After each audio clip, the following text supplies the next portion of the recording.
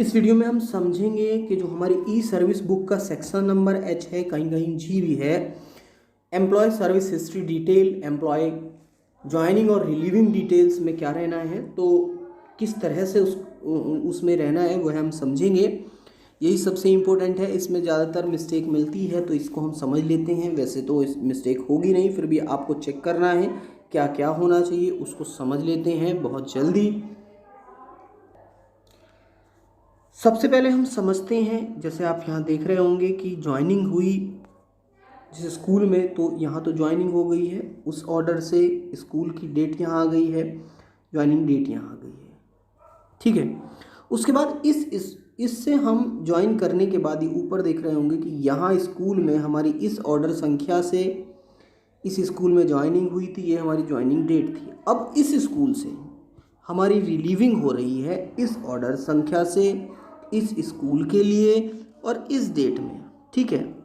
तो ये सारी डिटेल जो हमारी यहाँ भरी हुई है, ऑर्डर संख्या, स्कूल नेम और ज्वाइनिंग रिलीविंग डेट, हो सकता है कि इसी डेट में आप रिलीव हुए हैं और इसी डेट में आपने ज्वाइन कर लिया। तो यहाँ ये कॉलम में जो आप देख रहे होंगे कि ये ज्वाइनिंग ऑर्डर, यहाँ ज्वाइनिंग ऑर्डर सेम रहेगा। स्कूल, यहाँ से आप रिलीव हुए थे इस स्कूल के लिए, इसी स्कूल में आपने ज्वाइन कर लिया, क्योंकि इस स्कूल से रिलीव हुए किस स्कूल के लिए, इस स्कूल के लिए, तो वह आपका यहाँ आ गया है।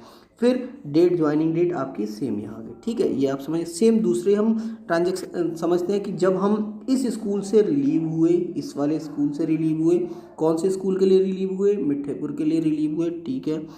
यहाँ असिस्टेंट टीचर थे, यहाँ हम हेड मास्टर हो गए हैं, प्रमोशन हुआ है, तो उस वाले यानी कि इस ऑर्डर संख्या को हमने एसएच यहाँ भर दिया है, स्कूल को यहाँ भर दिया है और उसी डेट को हमने यहाँ भर दिया है। तो इस तरह से हम यहाँ से रिलीव हुए, यहाँ ज्वाइन कर लिया। उसके बाद कहीं कहीं मर्जर ऑफ स्कूल दिखाया, तो ये मर्जर ऑफ स्कूल में भी यहाँ हमने मर्जर, कहीं कहीं हो सकता है मर्जर ऑर्डर में नंबर में लिख दिया है मर्जर ऑफ स्कूल, यहाँ बिजनौर, और यहाँ ऑफिस दिखा दिया है बीओ ऑफिस कोतवाली, नजीबाबाद, कोई दिखा दिया इसी तरह से। तो यहाँ फिर उसके बाद जो कंपोजिट स्कूल हुआ है, उस कंपोजिट स्कूल में यहाँ ज्वाइनिंग। तो ये इस तरह से आप रिलीविंग और ज्वाइनिंग वाला सेक्शन आपने देखा है।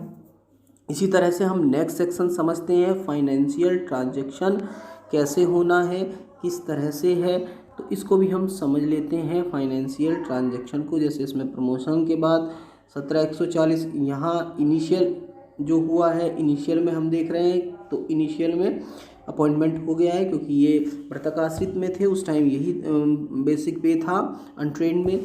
उसके बाद प्रमोशन हुआ है तो 17,140 का। उसके बाद जो इंक्रीमेंट्स लगे हैं वो इसमें शो नहीं हो रहा है, तो वो भी शो करने हैं। कैसे शो होने हैं उसको भी हम समझ लेते हैं, देख लेते हैं, क्योंकि उसमें ऑर्डर में स्पष्ट दिया गया है कि सभी इंक्रीमेंट, बढ़ोतरी, प्रमोशन, यानी कि सारी डिटेल उसमें होनी चाहिए। तो क्या है, कैसे है, वो हम देख लेते हैं। जो मर्जर वाली कंडीशन मैं बता रहा था, तो जैसे आप देख रहे हो मर्जर ऑफ स्कूल, तो यहाँ 10 मार्च 2021 मर्जर ऑफ स्कूल, यहाँ टू ऑफिस बीओ ऑफिस दिखा दिया है और रिलीविंग डेट 10 मार्च 2021 ही दिखाई है। फिर ज्वाइनिंग दिखाई है कंपोजिट स्कूल में, तो ज्वाइनिंग डेट वही आई है 10 मार्च। उसके बाद मर्जर ऑफ स्कूल, यहाँ ऑर्डर वही लिख दिया है मर्जर ऑफ स्कूल, और जो इस कंपोजिट था उसके बारे में हम बात कर रहे थे, सेम वही बात है। अब हम पे, जो हमारा फाइनेंशियल ट्रांजैक्शन वाला कॉलम है उसको समझ लेते हैं। तो यहाँ आप देखोगे कि इसके अंदर आप देख रहे होंगे कि जो इनिशियल हमारी अपॉइंटमेंट हुआ है, जिस बेसिक पे हुआ है 44,900 पे हुआ है, तो यहाँ सेम है।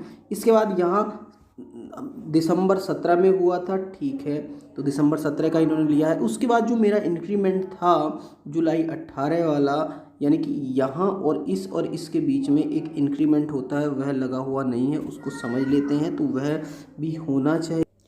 इसके बीच में 44,900 और 47,600 के बीच में एक इंक्रीमेंट और है, वह रहेगा 46,200 का, यानी कि 46,200 वाला इंक्रीमेंट यहाँ दिखाया गया नहीं है। 46,200 वाला जो इंक्रीमेंट है, यानी कि 46,200 वाला इंक्रीमेंट जो हमारा यानी कि 1 जुलाई 2018 को लगा है, यहाँ वह इंक्रीमेंट नहीं दिखाया गया है, तो वो इंक्रीमेंट भी होना चाहिए। मगर नहीं है, ऑफिशियल मिस्टेक है, वो ऑफिस से खुद से सही करेंगे, वो होना चाहिए। उसके बाद आप देख रहे होंगे कि